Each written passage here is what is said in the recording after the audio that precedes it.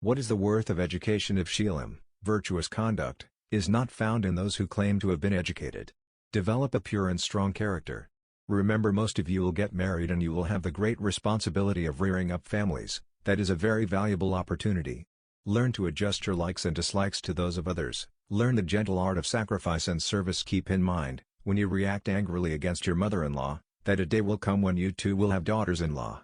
Try to appreciate their points of view. They may have greater forethought, greater experience, greater sense of responsibility. They may know more about people and things than you, who are fresh entrants in their household. The family of the husband which you enter with marriage is a good training ground. It is a sadhanakstra, field of spiritual practice. When you are found fault with, do not fly into a rage. Examine your own conduct and discover the faults in yourselves. Self-examination is the first step to self-improvement and peace.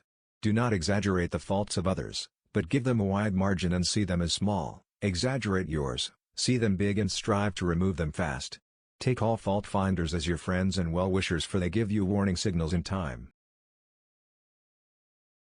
The real remedy for all troubles is a proper sense of values. First things first. Married couples think they will be happy when they get a child, but that is but the beginning of a series of worries. They worry about his health, his habits, his schooling, his friends, his mate, his marriage, his prospects, and so on, in an endless chain. The mind multiplies the roots of worry, anxiety, and grief. There can be no peace without eliminating the mind. We say peace of mind, but, unless the mind is eliminated, there can be no peace. The mind is but a pattern of desires, warp and woof of wishes, resolutions, plans, ambitions, attempts, attachments. A young man of 20 with his 2 feet walks about free, wherever he likes. He marries and becomes a quadruped. His walk is rendered slow, it is circumscribed. He gets a child and he becomes 6-legged. The more the legs, the slower the movement, the nearer the ground, the greater the attachment to things earthy. Married life will not bar your way to realization. When you travel towards God, whoever objects has to be bypassed. Prahlada went against his father, Vibhishana went against his brother, Jamadani had to harm his own mother, Mira could not obey her husband, because they stuck to the path of God and broke through all those who opposed them.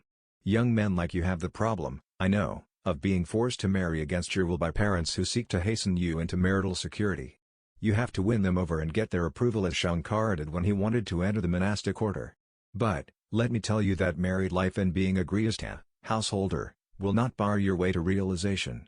Look upon the wife and the children as a sacred trust, and serve them in that spirit.